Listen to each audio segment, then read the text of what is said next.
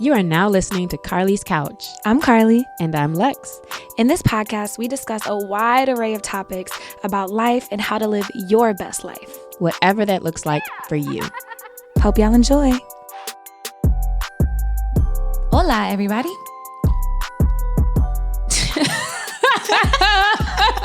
I was like, that sounded so corny. No, I'm laughing because in my head I said three things, but I didn't say nothing in real life. So it was like, what is going on with you? Y'all already know what kind of episode this about to be. I said, buenos dias. I said, good morning. I said, hope you're doing good today, guys.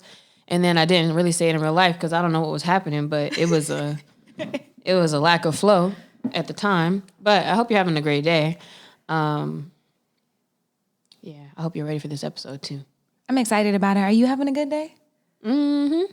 Yeah, I'm having a real good day. Okay. Yeah, I'm just thinking too hard right now. It's like I'm trying to filter too much, which might be. Ooh, sounds perfectly timely. Oh, synchronistic even. Synchronistic even. I didn't do that on purpose, but there's a whole lot of things in my brain, and so it's like trying to filter out. Like, all right, you're podcasting right now, so focus on the words in front of you. Yeah, it's like those little maze things that you see that like filter out all the stuff as they come down. Mm-hmm. In my head, that's the sound effect for it. Speaking of thinking too much and doing too much, today's topic is inspired by a book that I have been reading recently called Essentialism by George McKeown. How you spell that? Mckeown.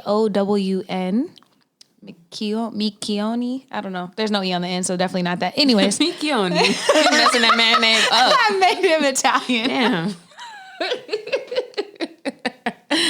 That man straight from Ireland talking McKeown. He's like, bro, it's McEwen or whatever it is. It's like an Irish chill. name for sure. Oh man, I just messed him up. Put that in the notes if we remember. I'll put the correct way to spell it. It's a book that I've had on my shelf forever, but I picked it up and it's perfect time because it is essentially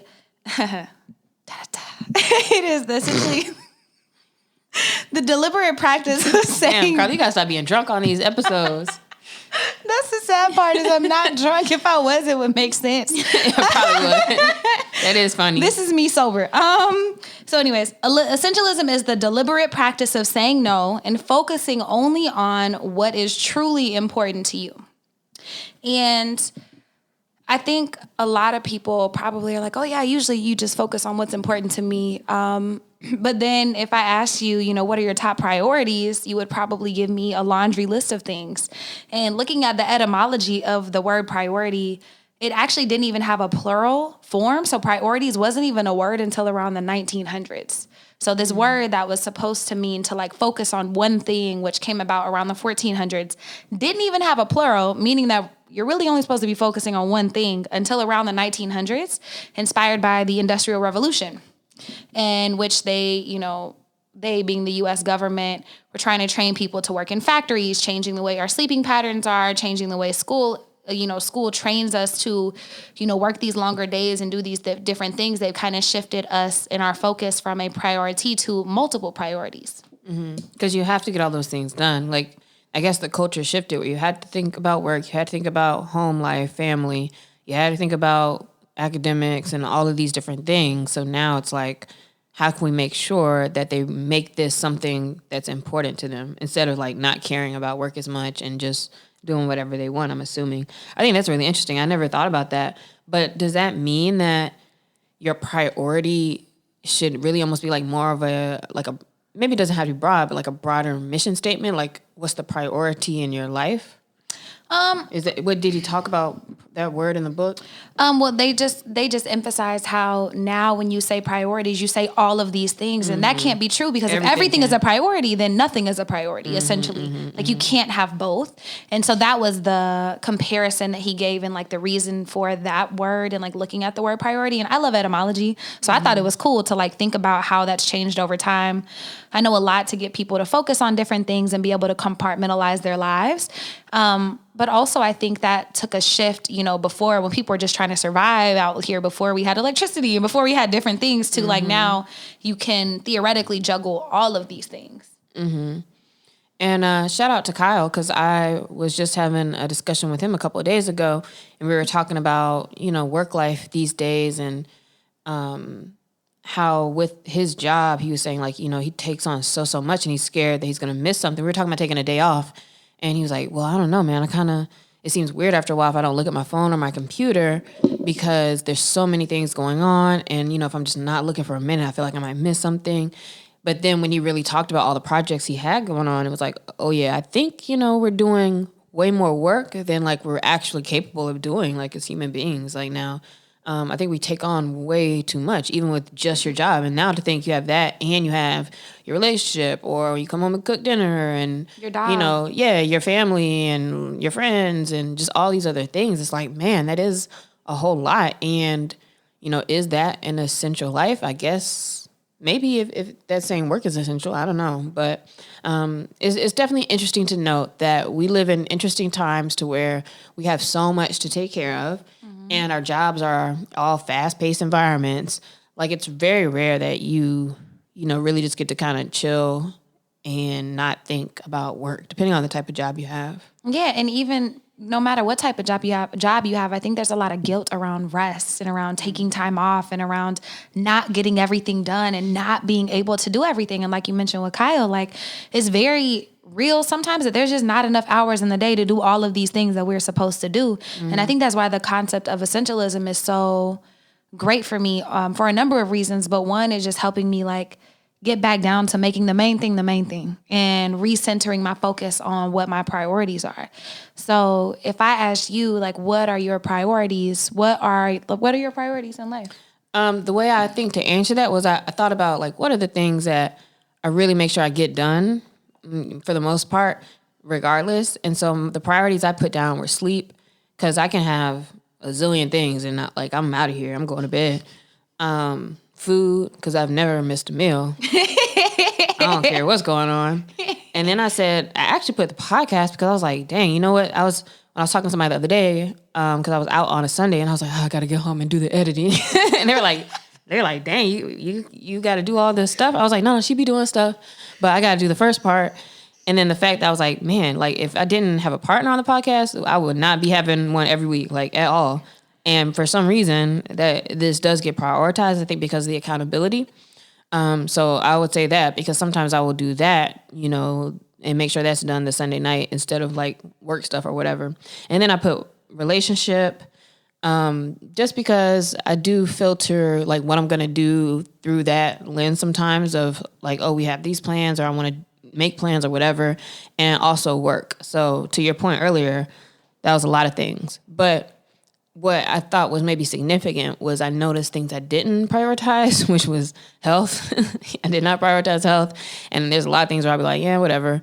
Stuff like taking care of my vehicle and like stuff like, which maybe that shouldn't be anybody's super, super top priority, but it was interesting to me. I thought about a lot of adult things that I'm like, yeah, it's not really priority. But maybe it should be or could be. Yeah. Friendship, I ain't put on there. Family, like even like family, I didn't put on there because I'm like, yeah, I be getting on myself. I'm like, man, I probably should call my parents. It's been like weeks, but I don't know. That's just how we are. Group chat be popping though, but but like I don't like if I was being real with myself, like I don't prioritize those things. So yeah, but that's real, right? It's not what are your ideal priorities. It's no, what do you like actually prioritizing in your life? Me and the podcast is definitely on mine. Shout out to 100 and what is it, 32, 33 weeks. Shout out to us. I think the accountability helps. And I know like you're going to get your part done. I'm going to get my part done. And sometimes it's a struggle for both of us, or sometimes one of us does everything. Like if the other person is traveling or just not in it that week, whatever it is. But that's the only reason why y'all are able to have the vouch for this long, because both of us. So shout out to that. I would say loved ones, like friends and relationships, that's important to me. So the people that I care about, I really make sure to like that we spend time together, that I see them, talk up to them, check in on them. Health is a big thing for me, but it's a selfish thing. Like don't think like, oh, it's very, very selfish, because it helps me regulate my stress and anxiety, and I feel better in my body when I work out. Me too. I still don't prioritize it though, really. I have to, because otherwise I'm not like, I don't know. Otherwise I'm not as calm. You don't feel like yourself. Yeah, I don't feel like myself if I don't work out. So I kind of have to feel like myself. Food is definitely a priority. And then helping people, I would say, like in my work or in whatever cause, like volunteering, doing different things. Like that's probably what I would say priorities. So what I saw was interesting is that your first things is prioritizing other people. And my first ones are definitely like me on my list. So I think that's interesting too. And, we all have different personality types where that might give us life a little bit more, like those things in your relationships. And not that doesn't give me life, but that doesn't give me life. So, and that's okay. But it doesn't have to. And there's no I'll be wrong. drained. But that's why I work out. So like that's me prioritizing myself. Like I sleep, I make sure I eat well, I exercise, I do all of those things that I need. And then so when Carlie was telling me about the book and saying she wanted to talk about this topic, she said essentialism. The first thing I asked her was like, well, what does essentialism mean? Because to me, I'm thinking about the obvious word, like that you focus on what's important. And then I was like, well, what's the difference between that and minimalism? Because to me, that sounds kind of the same. Did we have an episode on minimalism? Or we haven't. We should do one. I think maybe we just mentioned, it was something we were talking about where I think we mentioned like scaling back and like just focusing on what's important. Yeah, we're talking about clearing space. We're talking about clearing space. Yeah, so this is kind of similar to that one, but that's what I was asking is like, what's actually the difference between essentialism and minimalism? So can we talk about that a second? Yeah, and so because I didn't know the answer and we went to our favorite place, Google, and it's like, what's the difference between minimalism and essentialism? And it's actually essentialism is actually a form of minimalism, and it's focusing on the quality of the things in your life. So it's, yes, cutting down and being minimal, but it's focusing on the quality of those things that you have, that you choose to keep and that you choose to focus on. So figuring out what's the most important or your priority is, and getting them done in the most effective and the best way. Yeah, in the best way. So it's like less but better. As determined by what? Or are we about to talk about that? Yeah, we'll talk about it. Okay. Yeah, we'll talk about it. And so wanted to compare an essentialist and a non-essentialist because the book does a really great job of putting those next to each other and juxtaposing the thoughts, or like how a non-essentialist would think about something versus an essentialist, how they would act in a certain situation versus not act, like just looking at it. And so we did a little side by side. So we're going to go through it so you can see which one you most identify with. So before we do this quiz, and I would say maybe in your head or on your notes if you're not driving, put like essentialist and non-essentialist so you can try to tally and see where you are. But what do you think you are, essentialist or non-essentialist? I would say it's got to be some kind of scale, right? It's probably a scale. I would say in my thoughts, I'm more of an essentialist than in my actions. I think that's. I was gonna say the same thing because when I think about it, I'm like, I get it, and I want to act like I focus on the things. But even like thinking about like my planners and all of them, I notice most planners, like performance type planners, always kind of get you to nail down like what's the most important thing to do today, or like what's your top 3 priority type thing. And it's like, and I'll do that sometimes and still be like, well, let me do everything else though. Like it's weird, but it's like I get it, but I don't be doing it, so I don't know what to say either. Maybe we have to go with what our actions say we messing up. Yeah, so we'll say we want to be essentialists, but our actions are showing that we're quite. But I'm gonna tally it up from this quiz. So all right, essentialist. How do we make this a quiz though? Well, let you start I'm about to say it's not like a direct quiz, but I think we can read like comparison. Like Lexi will read the essentialist, like thoughts and what they actually do, and I'll read the non-essentialist. And you can just think about or little tally in your head, like, oh, identify more with that. Nah, that's not me, or whatever, your thoughts are for it. Okay, so the essentialist is all things. Oh, no, that's not right. Yep, I messed that up. Leave me alone. Wait, is the whole thing hold on back and forth? Yep.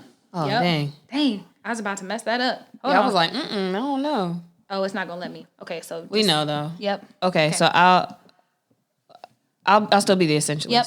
Okay, so the essentialist thought process is less but better, and the non-essentialist tries to be all things to all people.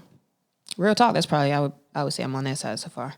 So I'm gonna keep my fingers up. Okay, the essentialist thinks like I choose to. And then the non-essentialist is I have to. Damn, you got me on that again. All right. Only a few things matter. Everything is important. Dang, all right. What are the trade-offs? How can I fit everything in? Damn, y'all getting me. Okay. The essentialist knows that play is important to spark imagination and creativity. The non-essentialist thinks that play is a waste of time. Yeah, I don't agree with that one. Okay. Essentialism is the disciplined pursuit of less. And non-essentialism is the undisciplined pursuit of more. Yeah, because I'm always thinking about more of something. Okay, the essentialist does these things. The essentialist pauses to see what really matters. The non-essentialist reacts to things as they arise and is constantly putting out fires. I'm like both on that one. The essentialist says no to everything that isn't essential. Oh, the non-essentialist says yes without thinking. Yeah. The essentialist removes obstacles to make execution easy. The non-essentialist tries to force execution at the last minute. Yep, damn. The essentialist says yes to only 9s and 10s. So if you're thinking about a scale, only 9s and dimes. Hey, so if you're thinking about a scale of like how important things are, they're only going to say yes to things that are 9 and above, like 8, 9 and above, nothing below that. The non-essentialist sacrifices sleep and rest to try to get everything done. The essentialist takes rest. The non-essentialist lets life and others dictate their time and energy, importance, and usage. And the essentialist creates space to explore life. Dang, well, that didn't go the way I thought it was. Non-essentialist in a mug. Yeah, but it's interesting because I know in most places the essentialist is better, and yet it really... Like when you really, again, going back to my planner, right? And it says put the 3 things down. When you really have this list of only like 2 or 3 things to focus on, for some reason, like it's so hard to like just do those things and block email out or people talking to you. But I do recognize when I am in the zone on my work and like if I have a clean list and I like really just do one thing, then go to the next, like it is much better and done more effectively.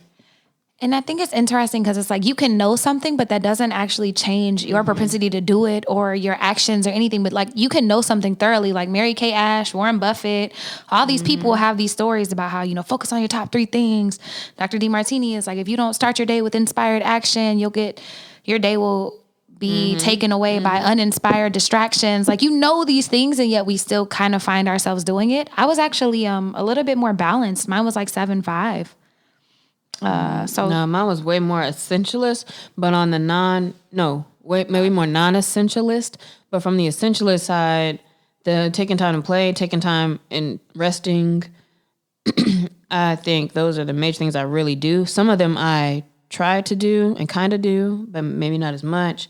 But for the most part, when you read the non-essentialist stuff, it's like, yeah, that's what I'm doing. Like, I'm reacting for sure. Like, I know I do pause to see what really matters for the day, but then I still can spend the day reacting. Yeah. Or, like, I'll say, when you're on a call, and I'm like, yeah, I could get that done. And it's like, oh, I shouldn't have said that. We be putting ourselves in trouble. So, yeah. But what it looks like, though, is that it looks like discipline. Because what I like about this list is that these essentialist things over here, I could literally focus in on those things and be like I'm not doing anything outside of X today, or I can say no to everything besides, this or that today, or what's the 9s and 10s? I'm just doing that. Like, you can really do that and your day will be just fine, but it's just a thing that we don't do. Like, you don't practice it until it's like we do it on purpose, where it's like I went on vacation. It's like, oh, I'm not going to check anything. Or like I was talking about in the other episode, where it's like I gave the client work over, like, okay, let the team just take care of it. I don't even need to be in the meetings anymore. And it's like, oh, everything's going fine, but you just have to do it. So I think it's just a discipline thing and a practice. Mm-hmm. And does that, like, looking at the thoughts and the actions, do they differ like in any different areas of your life? Like, do you find yourself being an essentialist more in certain areas or not?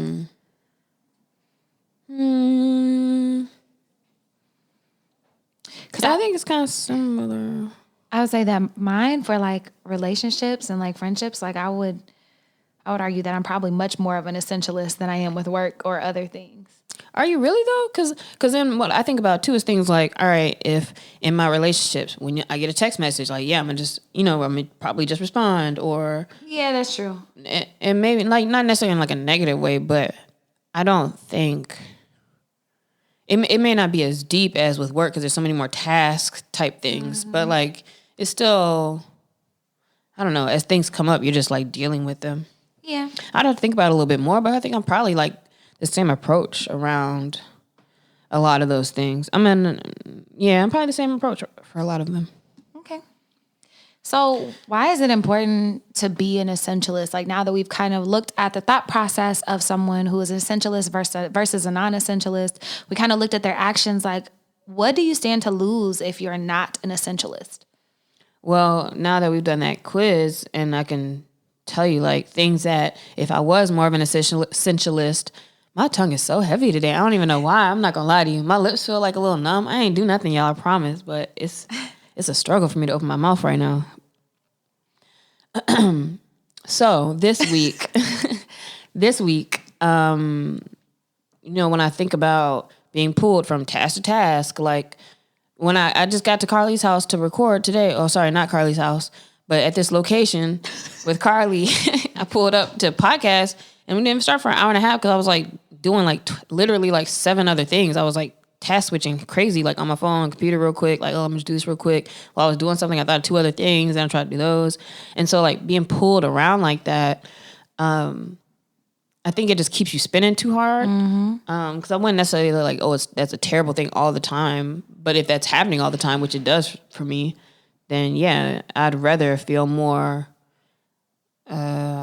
just like centered on one thing at a time. And I think that the issue is that whenever you constantly are swayed, by all of these things and putting out fires, you tend to let other people decide how your time is being used and kind of like what's going on with your day. Like other people's emergencies become yours, and they start pushing stuff onto your schedule, and then your stuff just starts getting like blown up. Basically, your spot getting blown up because everybody else's stuff is all over the place. Yeah, like for all the people who always say stuff like don't check your email in the morning and all that, it's because now you're like getting on other people's time when you're looking at the messages to you that are asking you to do something or think about something or whatever.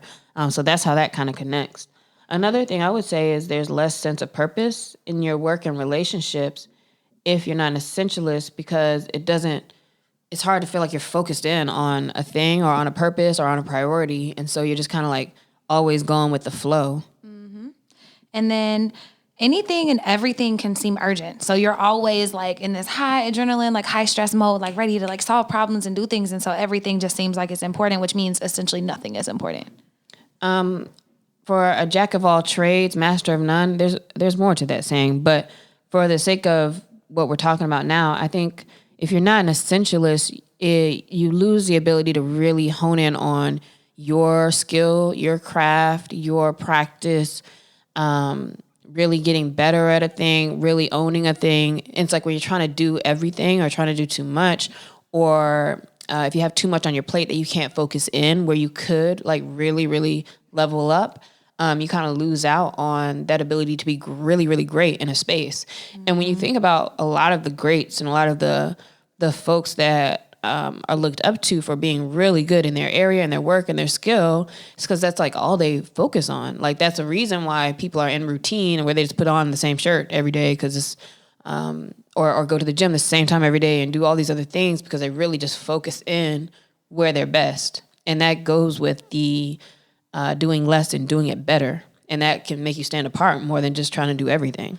Exactly. And you lose that depth of like anything. So if it's mastering a craft, if it's a relationship, if it's, this one thing at your job, if you're saying yes to all these projects, it makes me think about Damo and how he went from being a DP to a cinematographer.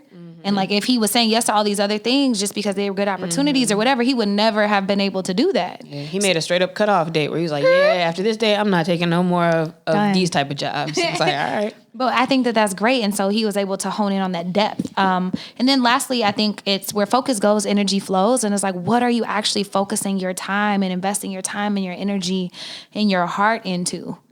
And because if not, you're going to end up in a life like that other people decide for you, where you're going to end up looking, at things every day that you don't really care about.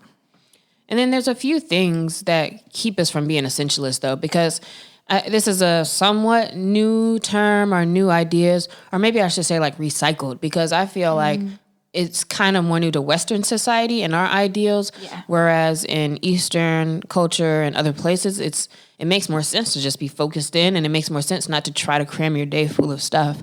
But a lot of that, I would say, back to what you said in the intro about the word priority and how that changed over time with industrialization, would come to culture and our culture of being busy and our culture of getting things done and being hustlers and, we got to be a boss and all these things. I think that's a big part of what can keep people in this space of not being essentialist. Absolutely. And then I also think about very much like traumas and codependency. Like if you've always been the person to take care of your parents or to take care of all your brothers and sisters and to solve this, you come on the cycle of trying to save everybody else and take care of everybody else and putting yourself on the back burner. So essentially, like everybody's fires are yours because at one time you had to take care of those things. And at a certain time, hopefully we're able to step away from that survival mentality and like step into a thriving space. And so I think that's an elevation from that mindset that you do have to save everybody and do everything. And your ego can also be something that keeps you from being an essentialist because you want to be that person who's like getting everything done, or you want to appear a certain way to folks and, whatever, going back to that episode about your identity, like whatever's important to you, like you want to be seen as, you may be doing a lot in that space because you care about how you appear. And you're not really focused on like what's essential for you to really get done. And then going back to this hustle culture, also these like superficial versions of success. Like if you haven't defined what success looks like for you, then you will definitely spend your time trying to live up to other people's versions of success, which will keep you lost in the sauce. Yeah. So we've been spending this whole time, talking about what it means now to be an essentialist and why it's important. But, going back to the idea of discipline and like, oh, you just got to do it. Like, how can we really incorporate some things? How can we really like trim the fat? Like, what do you start doing to be more of an essentialist if you want to do deeper, better work or better focus on whatever the thing is? I think you can start with asking yourself questions. They had a couple of quotes, and I won't read them all, but I'll read some highlights before I go into the questions because I think it's important. But only once you give yourself the permission to stop trying to do it all, to stop saying yes to everyone, can you make your highest contribution towards the things that really matter. And I'll put in parentheses for that by me, for you. Like not to anybody else, but just for yourself. And then they clarified that essentialism is not about how to get more things done. It's about how to get the right things done. And it doesn't mean just doing less for the sake of doing less either. It is about making the wisest possible investment of your time and energy in order to operate at our highest point of contribution by only doing what is essential. And I think that that's the difference between essentialism and minimalism, is like really boiling down to how can you operate at your highest self and only in what's essential to you. Okay. So here's some questions to ask yourself. 3 questions. What do I feel deeply passionate about or inspired by? That can always be a kind of a cue as to where you can focus in.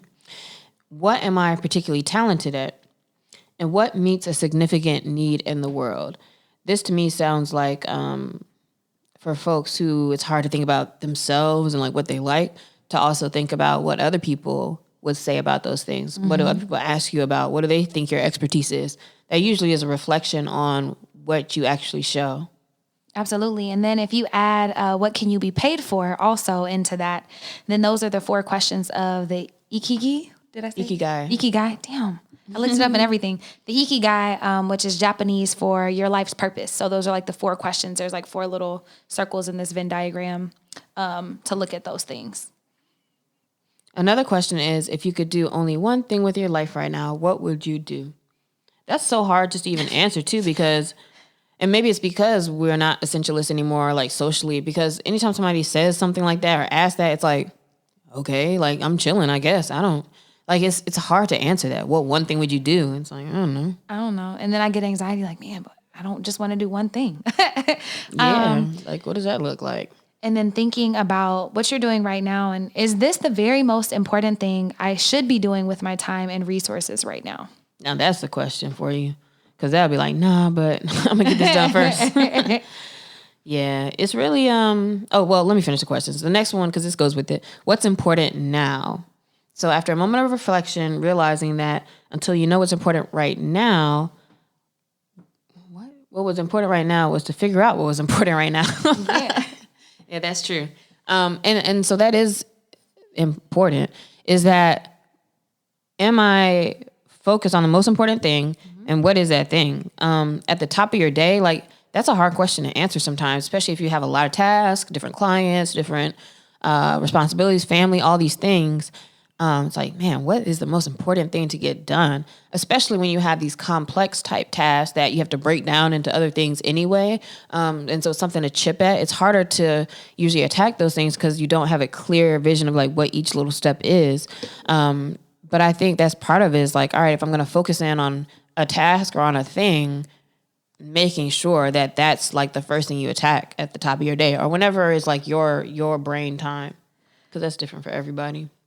And as always, it's starting with yourself, asking yourself those questions. And then once you hone in a little bit, you can look at, I was reading some more articles and stuff about the book, and there were 4 E's to help you start practicing essentialism in your life. So asking questions is one, and it goes right along with the first step, which is exploring.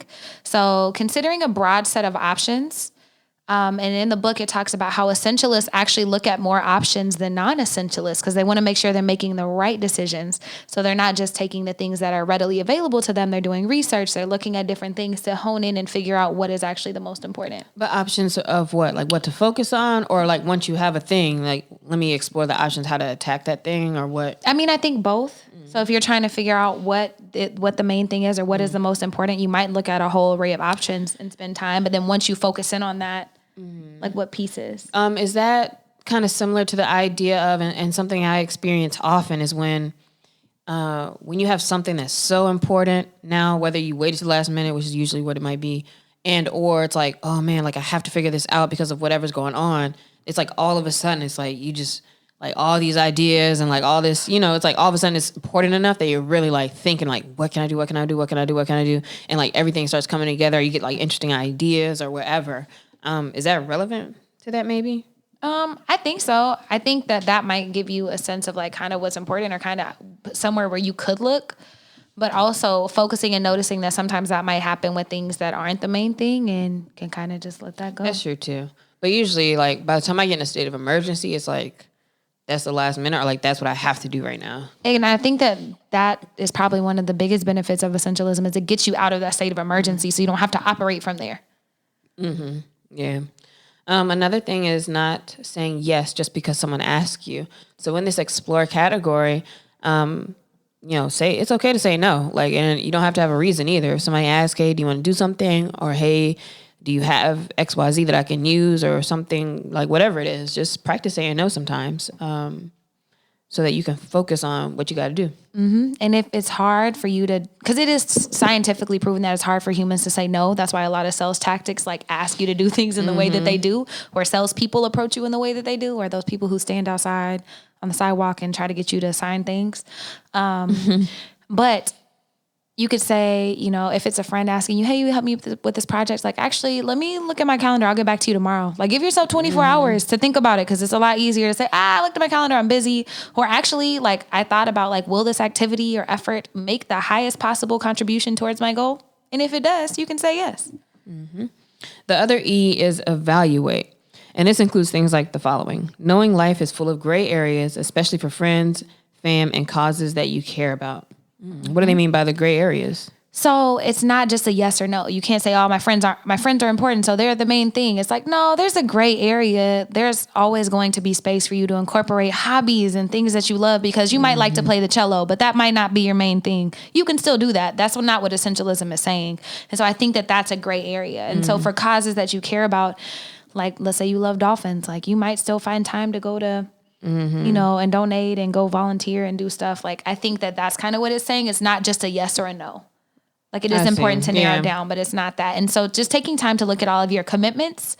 And so what I would say is if you haven't, or if you don't know off the top of your head, like write down all of the commitments and things that you have on your plate right now and that you say yes to, and like how much time it actually takes up so you can have a bird's eye view of your life and actually how you're spending your energy and like your thoughts and things. Yeah, and it does take courage to eliminate obligations, like so things you're used to doing, like taking them off your plate, as well as opportunities. Like sometimes somebody might ask you to speak at something or do something, and sometimes you need to say no to that when you're evaluating what's on your plate and what's important to you at the time. Yeah, and that's that's tough. It's not just like mental discipline, like when you're thinking about it, but also emotional. Like if your friends really want you to come on this trip, but you know, like I actually need to finish this I'd be course. like, fuck y'all. Man, that be ain't hard out. for me. Yeah. Not you, but like Reject social pressure. Yeah, social pressure for whatever it is, even if it's like going out, COVID safe, all of that, like whatever the thing is, like it can be hard. Yeah.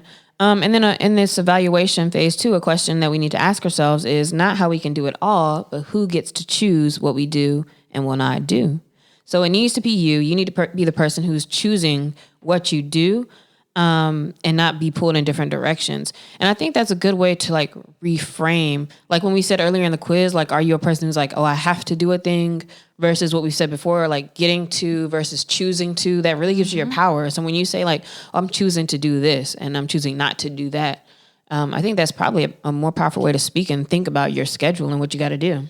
Absolutely. And anytime you find yourself, I think it's, I don't know if it's indicative language. I got to remember. I was listening to a podcast, but they were saying anytime it's like should, ought to, have to, must. Like if you, any of those It's already words, negative. It's already something that you don't want to do or that you feel guilt or shame or whatever it is around that. And so it's just making sure that you're choosing how to direct your own time and energy. And anytime you're like, man, I really should do this, knowing damn well you don't want to do it, just say no.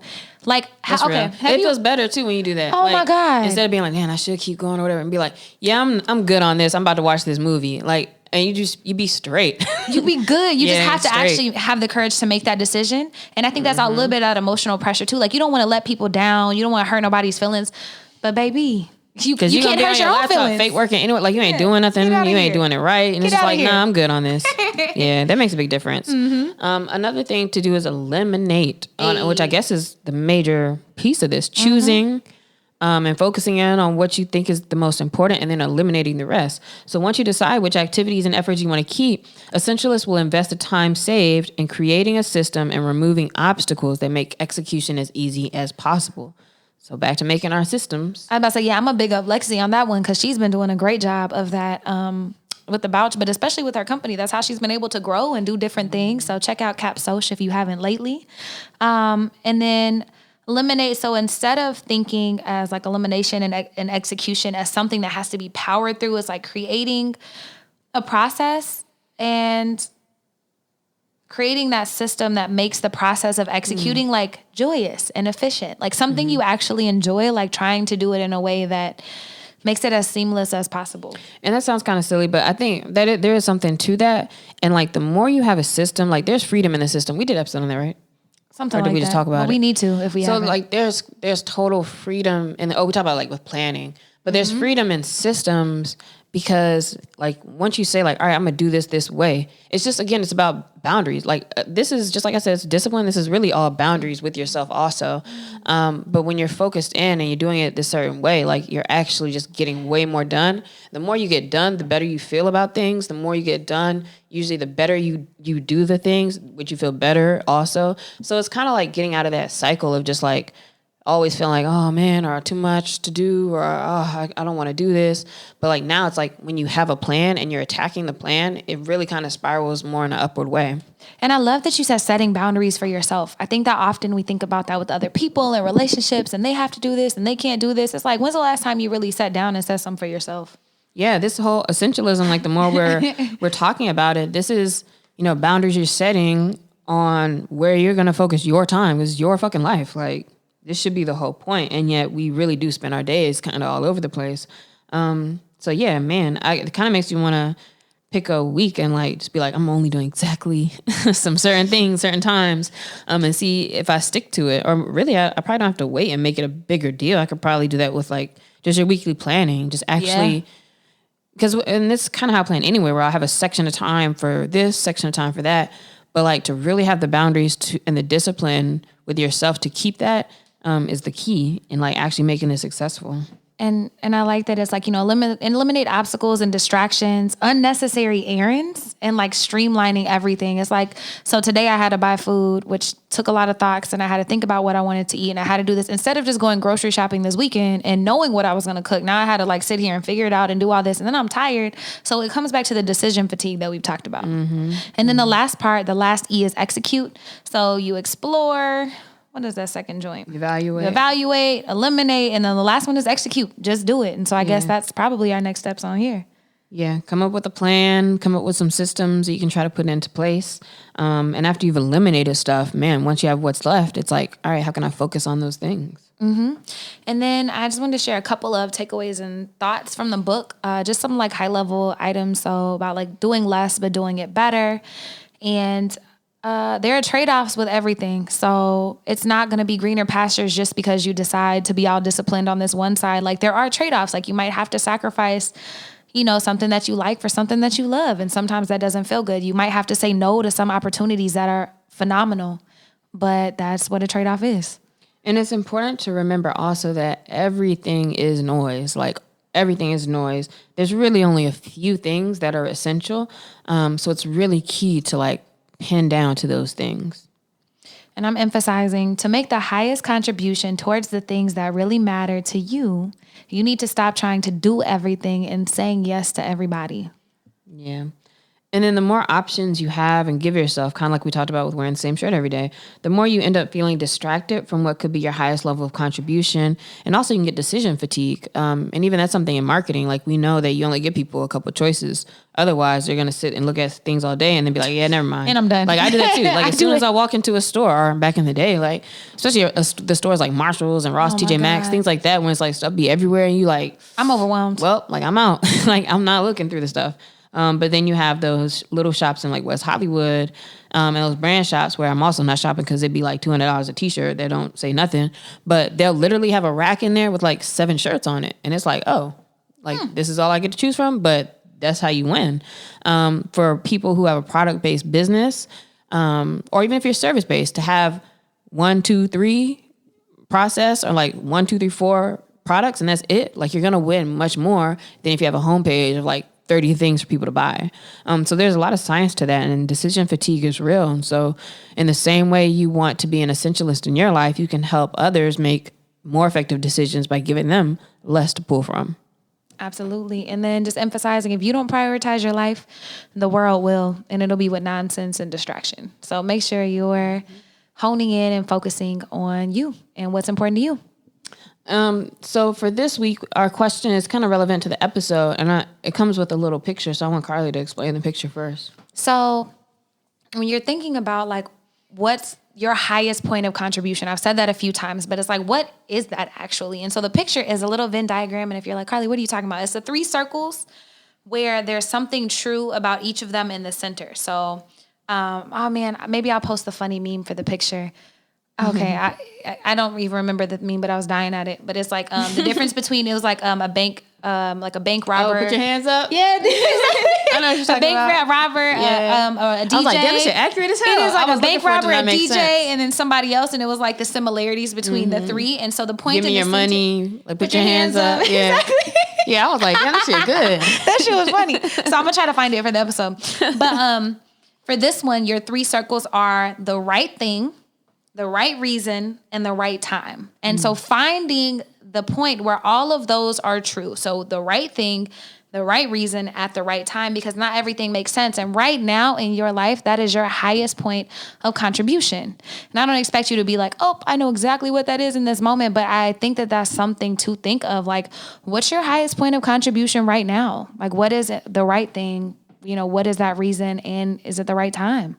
Well, mine, if I'm doing it right, would be kind of work related right now. And I would kind of say something around focusing on the systematization of and the essentialism of my company, which is what we've been kind of working on, like really tightening it to, okay, here's the exact process of how we do this service. Here's the exact couple services, exactly how we do it internally, exactly what the external pieces are, so that it's just like boom, boom, boom.